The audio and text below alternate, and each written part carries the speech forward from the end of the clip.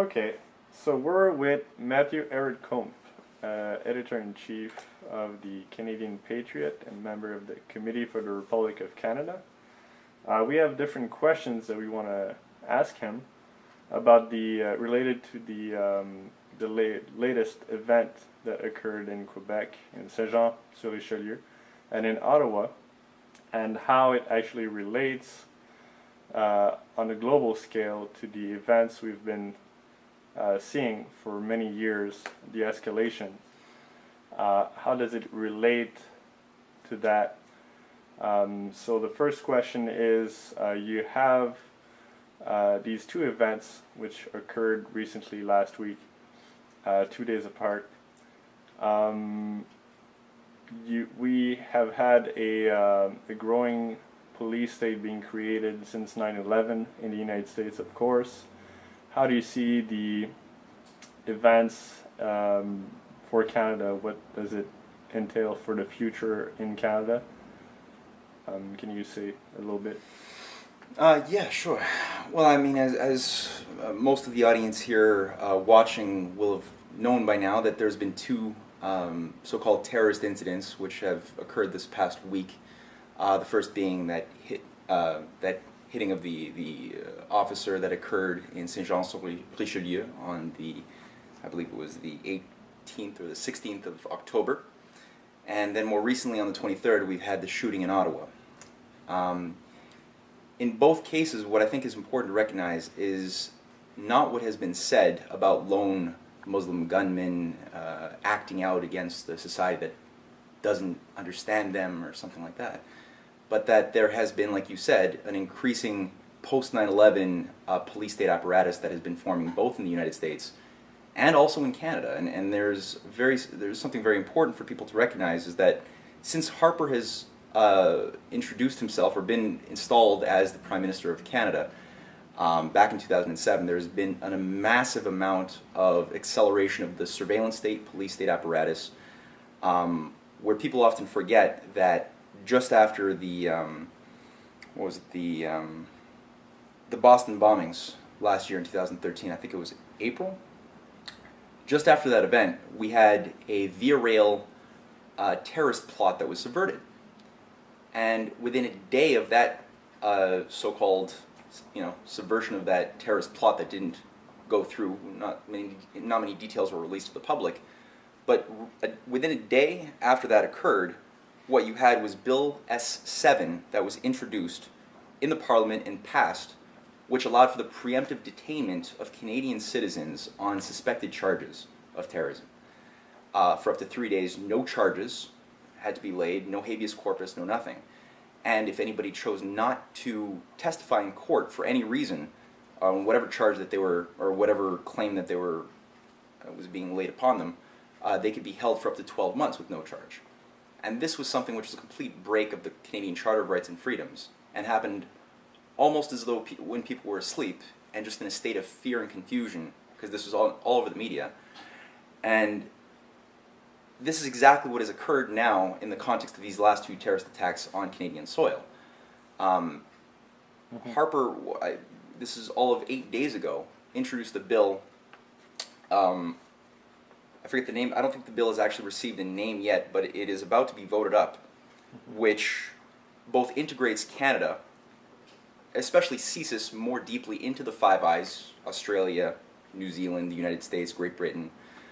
So the Five Eyes security apparatus that Edward Snowden revealed in great detail, how this thing operates internationally.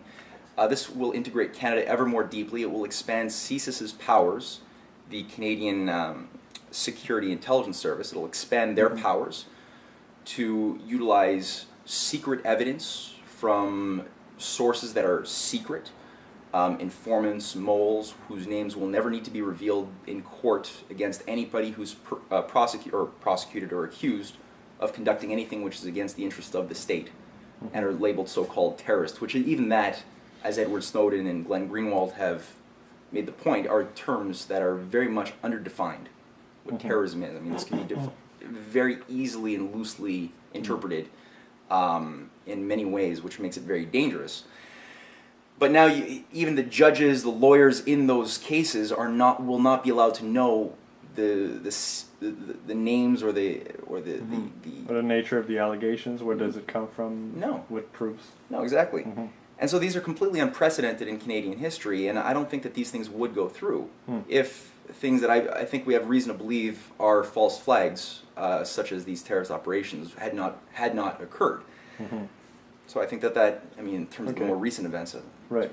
I have another question, which is related to the research you've done on CSIS. You know, the structure that we have today. You had mentioned, you know, how did these things basically come to be? Of course, we know about the RCMP. You know, different events occurred in the past. One would remember the October in the 70s when when the soldiers were basically sent in the street to stop the martial law was imposed in Quebec and Montreal especially to stop the FLQ. Now, so that's the RCMP and the military. What is CSIS? Where does it come from? And what's the background? Sure. Well, it's good that you went as far back as you did, back to the October crisis, because to understand what CSIS is, you really do have to go back that far, and you have to recognize that the utilization and creation of terrorist groups, anarchist groups within Canadian soil has been something which is a sad part of our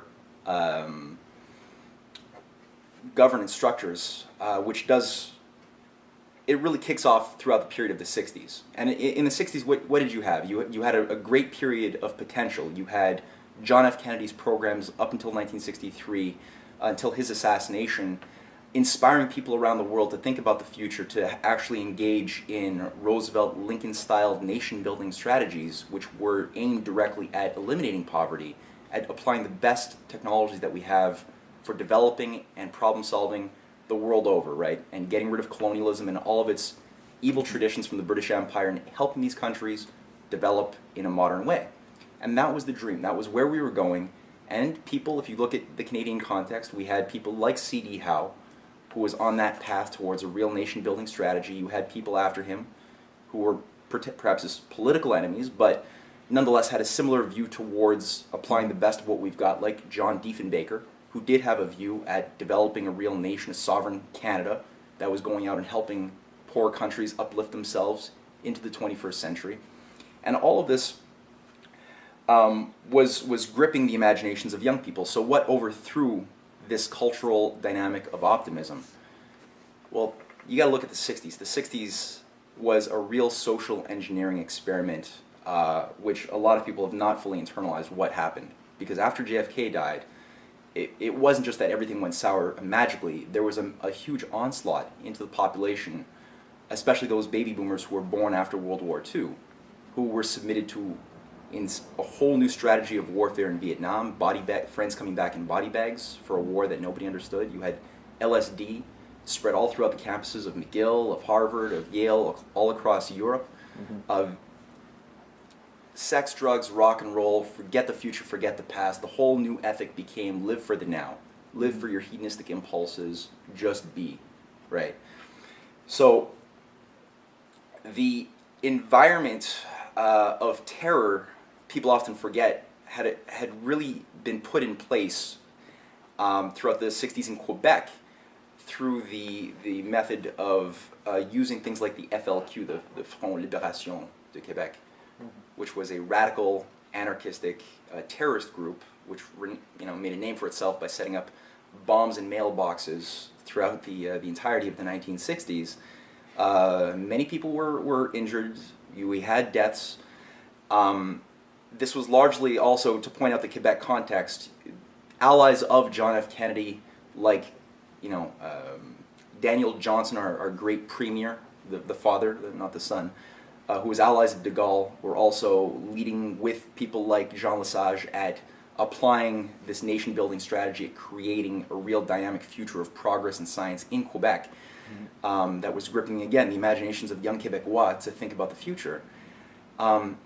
This is what was really under attack. Was this sense of the idea that the future could be a great place if we build it, if we always go to what's better. So when all of these bombs are going off, the FLQ was spreading.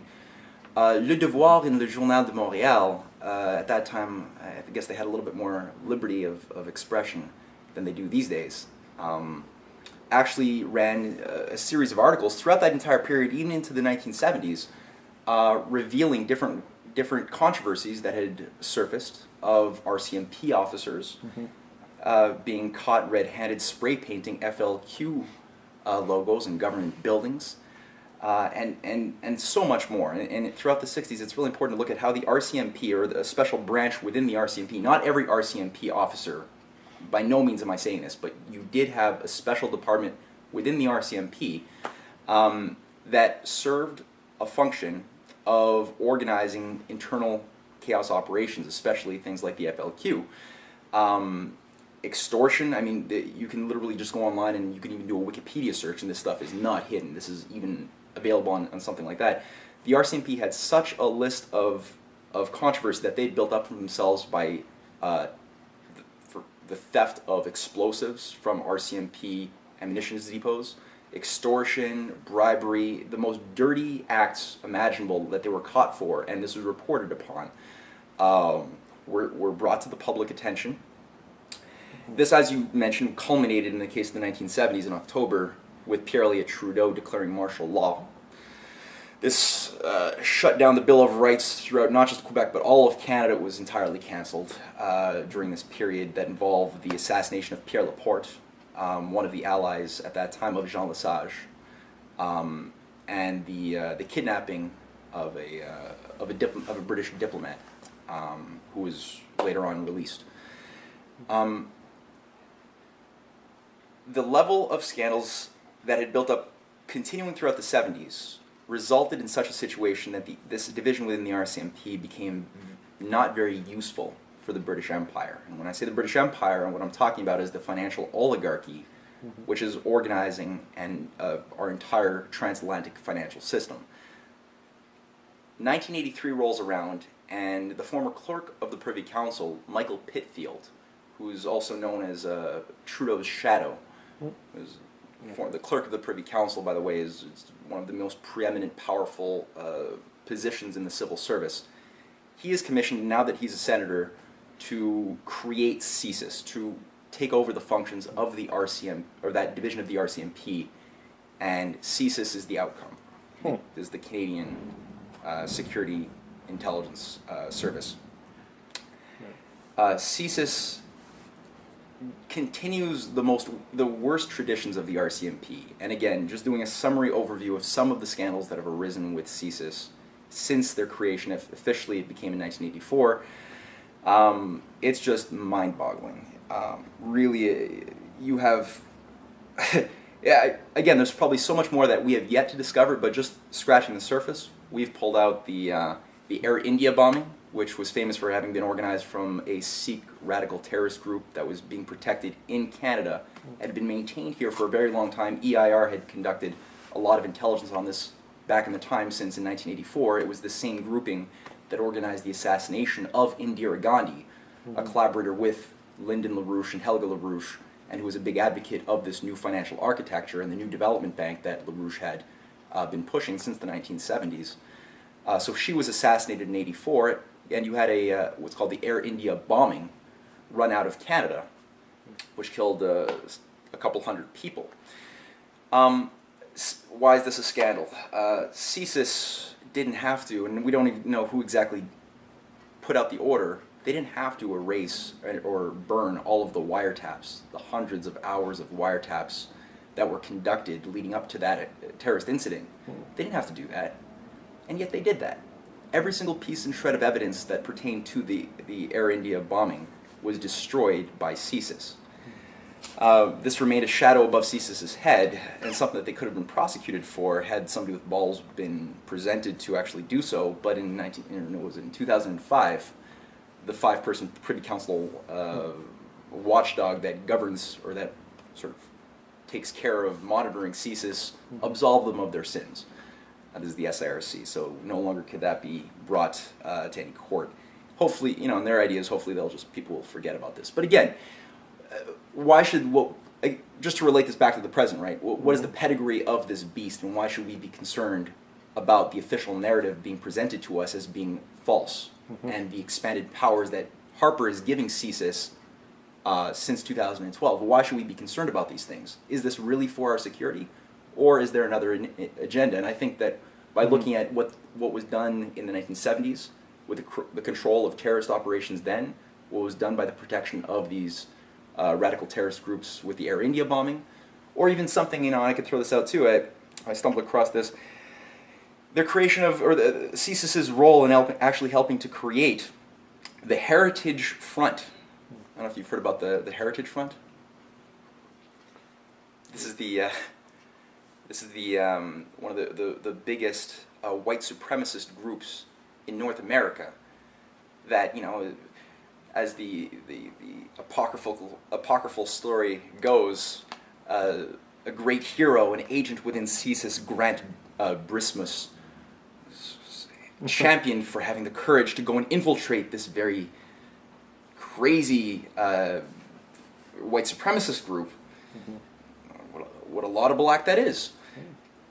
And indeed it's true, from 1988 to 1994, the CSIS agent had infiltrated this grouping. What they don't mention, though, and this, you have to dig a little deeper, what they tend to always leave out as a very important piece of information is that Mr. Brismus didn't just infiltrate this group. He actually co-founded the group. He co-founded the group in 1988 and maintained taxpayer money through CSIS that he maintained flowing into that group to help it expand, recruit, and grow its capabilities all the way as far as it's known till 1994. Beyond that, I'm not too sure. I wouldn't be surprised if more information were to surface that would prove that it's still going on. I don't know. But that's known. So we continue on, and this is the type of characteristic that we're dealing with this intelligence apparatus in our own backyard. So I don't know if that answers your question.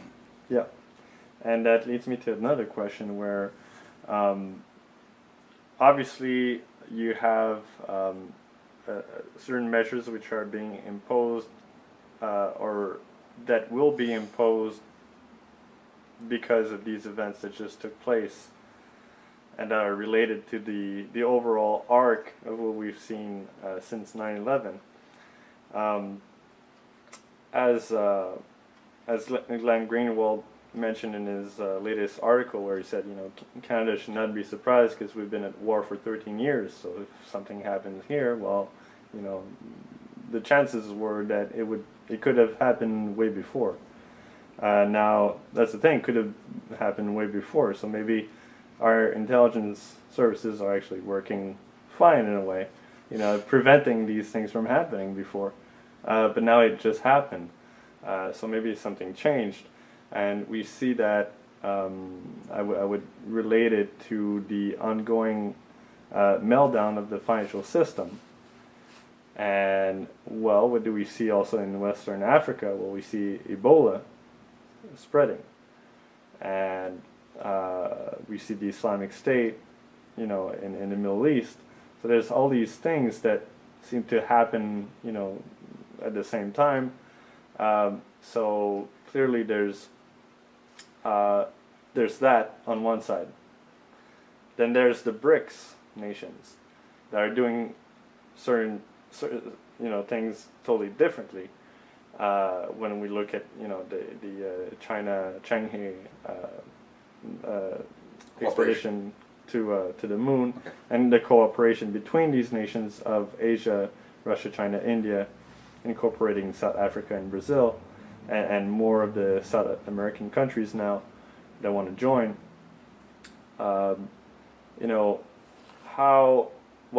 The idea that comes to mind is that, well, clearly, certain forces don't want the Western world to join that cooperation with the BRICS, and are ready to go very far to try to make sure people stay in shackled to the old system. so that would, I'm trying to formulate a question out of this, but maybe I think you get my meaning. How is that working together? Okay. Well, I mean, I think what you're getting at is that we're coming to a point in history right now where, let's say, it's pregnant with potential. Mm-hmm. Everything is changing. I mean, it's really important, as you laid out, to recognize that there's a unifying principle behind all of these seemingly different problems that are all surfacing at the same time and that pose an existential threat to human survival. We have Ebola. We have that spreading, and it seems almost as though that governments of the West especially are almost encouraging the spread of this thing by almost incompetent degrees of inaction. You have ISIS and terrorist movements spreading as a different form of ideological virus that we know came out of a Western policy that goes back to the Trilateral Commission and the Rockefeller groups back in the 1970s under Carter that began to fund radical Islamist groups back nominally then to fight the Soviet Union in Afghanistan, but that have been continuously maintained as anti-nation-state destabilization forces of asymmetrical warfare throughout over 3 decades. We know that ISIS has come about through that. We know also that people like Joe Biden, of all people, the Vice President of the United States, had recently revealed that it is the U.S. and also Canadian allies in the Middle East, like Qatar, Saudi Arabia, Jordan, Turkey, who are major backers of ISIS. This was just not 2 weeks ago that this came out in a speech in the United States. And, keeping in mind all of this, you have the former Senator Bob Graham, who in a CBC interview also revealed that had these 28 pages that are classified, had these been made open to the public knowledge, as Obama promised that they would be, of the 9/11 Commission report. Of course, Bob Graham was a member of the original 9/11 Commission that focused on the Saudi government financing of the terrorists or the Saudi agents in America before 9/11 occurred, who carried out that operation. He made the point in the CBC interview not 2 weeks ago that the current threat of ISIS would not be happening, obviously, because that would have exposed the hand of the Saudis in backing ISIS, which, if that's not there, if they're not able to do that, there's no ISIS. Mm-hmm. So you have these two. You have Ebola, you have ISIS, you have a financial collapse occurring of the Western derivative markets. The whole speculative bubble is coming down. The bailouts don't work. The bail-ins are getting ready to be kicked in to confiscate bank deposits.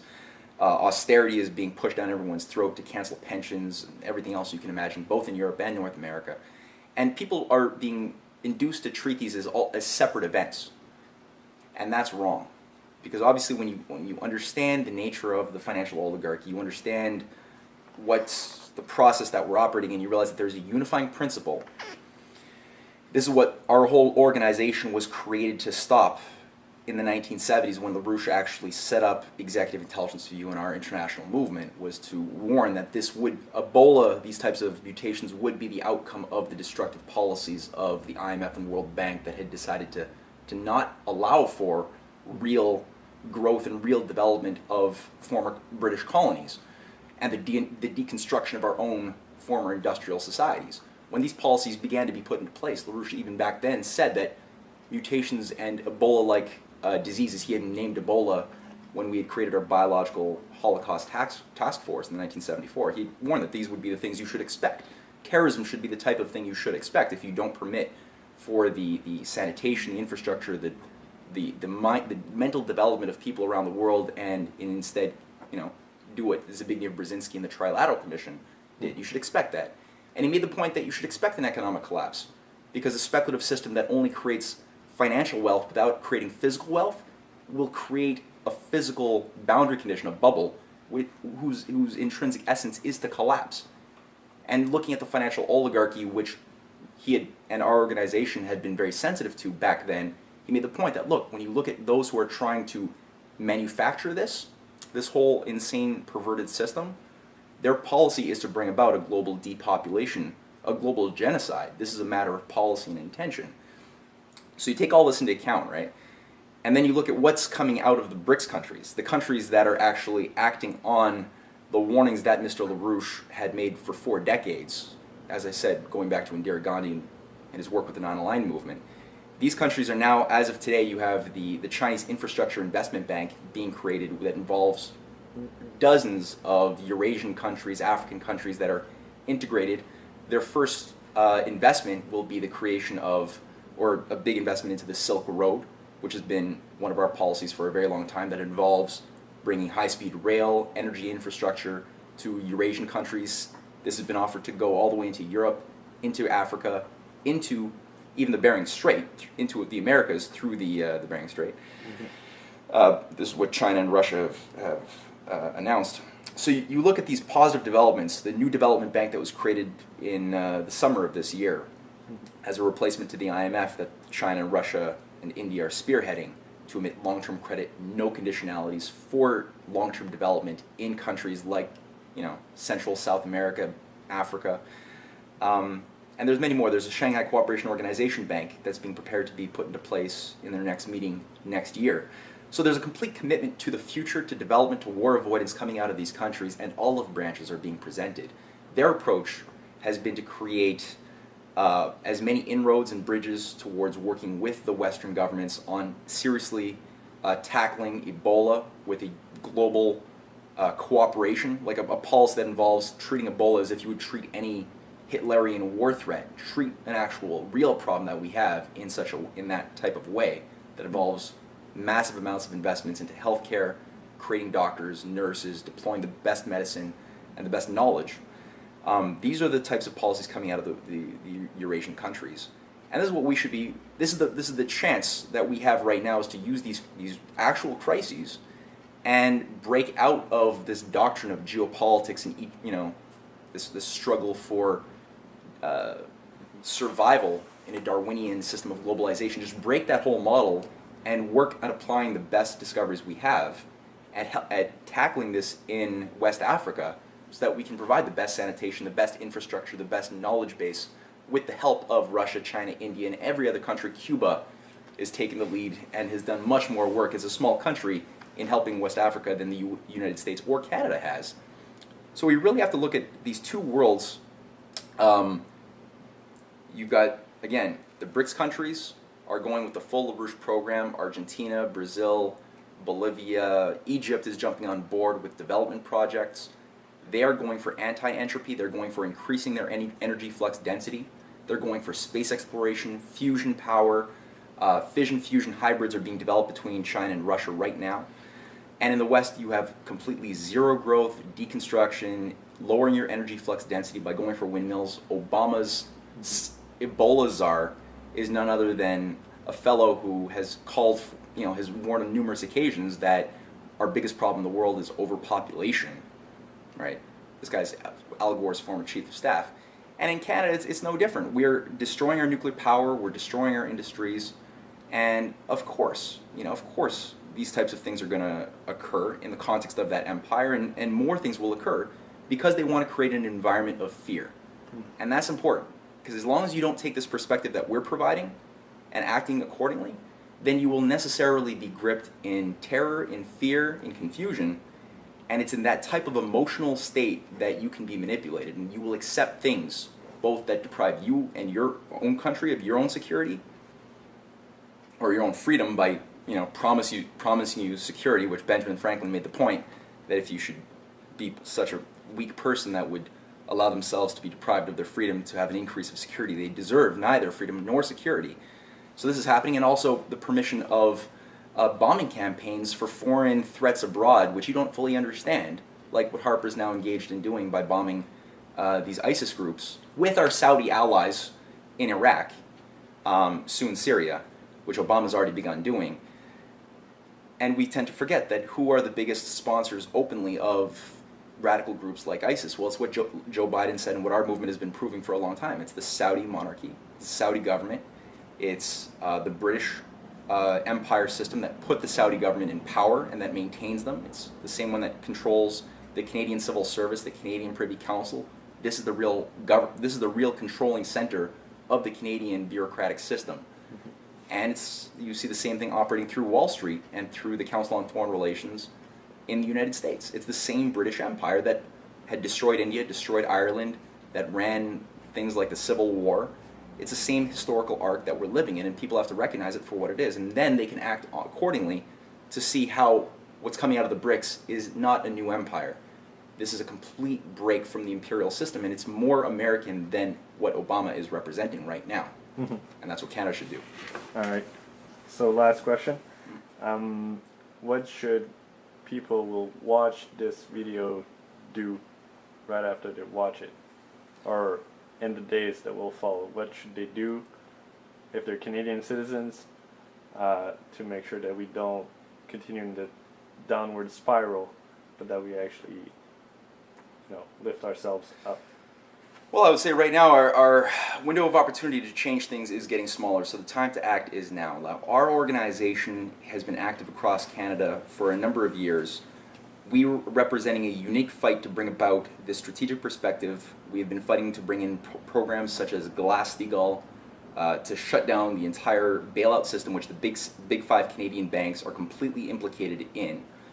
Glass-Steagall is the only way, and the Canadian version of it can work. We've had Burnaby, British Columbia, that is the third biggest city in BC, that had the courage to pass our resolution demanding that Glass-Steagall be adopted on a global level, so they are thinking globally and demanding that our government do the same. We made this happen because thinking citizens got in touch with us and organized with us to put the pressure and spotlight in the right place.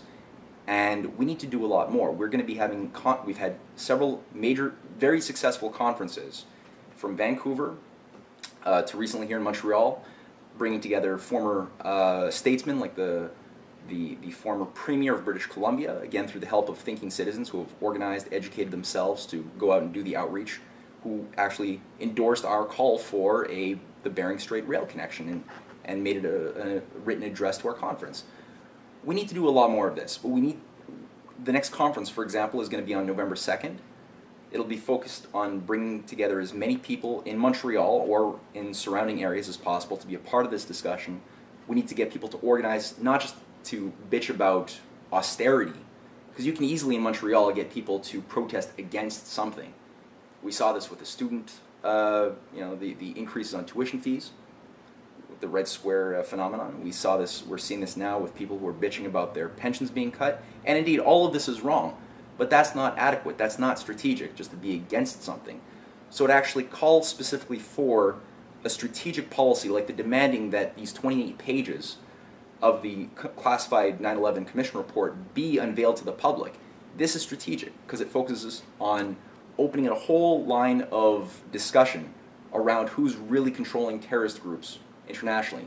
Opening up the Saudi government is just the weak link that opens up the door to their British sponsors, the bankers controlling the entire drug apparatus of opium in Afghanistan, which Canada has been a major part of protecting and maintaining, which supplies 90% of the world's heroin. I mean, this is, if you ask where all of the terrorists get their funding, a big chunk of that comes through the drug money in Afghanistan, in South America. The cocaine there would not be produced if you didn't have the protection of the major banking institutions, who, might I add, as our organization has proved definitively for 4 decades, through things like Dope Incorporated, the major book, use that and need that for supporting the global speculative derivatives bubble. This is a major component of the world's system, financial system. So you have to really get people to think strategically. We are on the verge of World War III. It's true that Russia and China are preparing for war, but it's not that they're the offenders. They are in a defensive posture, and they're doing everything possible to take the fuse off that bomb. They're trying everything possible to get the U.S. to stop its building of anti-Russian missile systems around the southern perimeter of Russia, which Ukraine is increasingly a part of. This is a geopolitical chess piece around the Pacific, around China's perimeter in the Pacific Ocean. That's Obama's air-sea battle plan. These countries are doing everything possible to ensure that new positive policies, like their proposition to build the Silk Road into the Americas, nuclear power fusion, space exploration, lunar mining of helium-3, which China wants to do, tackling the Ebola problem, tackling poverty. These are all open policies, and I think that people have to get very informed. They have to, if they're going to represent the best of what mankind can be and must be fast, they have to make some serious discoveries, which is why I'd encourage everyone to use the material on the larouchepac.com website, our friends in the United States, the committeerepubliccanada.ca website, the canadianpatriot.org website, our YouTube pages. It's all there. And then get active, organize, get in touch with us. We need, funding is a very important component, so we encourage people to make a donation on our website. And really get out there. If you know people who are in social media, who have radio shows, if you want the number of your parliamentary representative, you can find that, and you can demand that they endorse the calls that they know need to be made, because we've guaranteed we have been talking to them. They know what we represent. Glass-Steagall needs to be represented in Canada. We need a whole spectrum of things, and we have a strategy to do that, and everyone can understand that. So study the material on the websites, get in touch with us, send us an email, but get active. Don't just watch this and don't be a voyeur. Now is the time to act. Thank you, Matthew.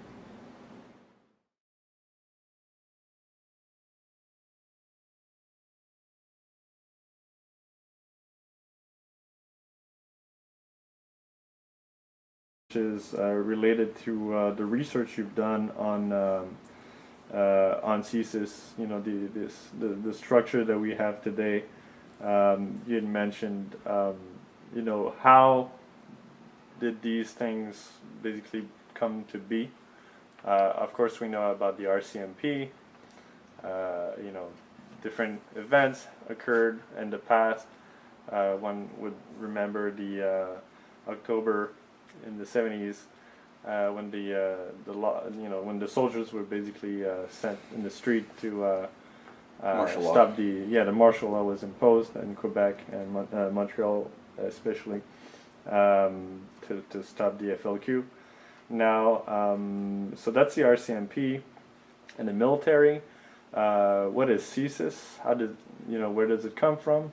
And okay. What's the background? Sure. Well, it's good that you went as far back as you did, back to the October crisis, because to understand what CSIS is, you really do have to go back that far, and you have to recognize that the utilization and creation of terrorist groups, anarchist groups within Canadian soil has been something which is a sad part of our governance structure. Go through, not many details were released to the public. But within a day after that occurred, what you had was Bill S7 that was introduced in the Parliament and passed, which allowed for the preemptive detainment of Canadian citizens on suspected charges of terrorism. For up to 3 days, no charges had to be laid, no habeas corpus, no nothing. And if anybody chose not to testify in court for any reason, on whatever charge that they were, or whatever claim that they were was being laid upon them, they could be held for up to 12 months with no charge. And this was something which was a complete break of the Canadian Charter of Rights and Freedoms, and happened almost as though when people were asleep and just in a state of fear and confusion, because this was all over the media. And this is exactly what has occurred now in the context of these last two terrorist attacks on Canadian soil. Harper, this is all of 8 days ago, introduced a bill. I forget the name. I don't think the bill has actually received a name yet, but it is about to be voted up, which both integrates Canada, especially CSIS, more deeply into the Five Eyes: Australia, New Zealand, the United States, Great Britain. So the Five Eyes security apparatus that... Okay, so we're with Matthew Ehret-Kump, Editor-in-Chief of the Canadian Patriot and member of the Committee for the Republic of Canada. We have different questions that we want to ask him about related to the latest event that occurred in Quebec, in Saint-Jean-sur-Richelieu, and in Ottawa, and how it actually relates on a global scale to the events we've been seeing for many years, the escalation. How does it relate to that?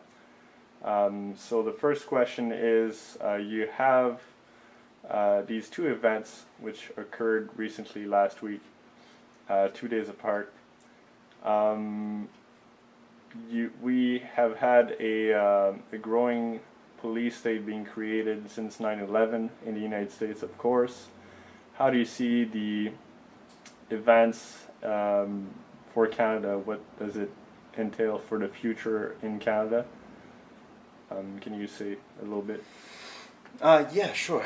Well, I mean, as most of the audience here watching will have known by now, that there's been two so-called terrorist incidents which have occurred. This Edward Snowden revealed in great detail how this thing operates internationally.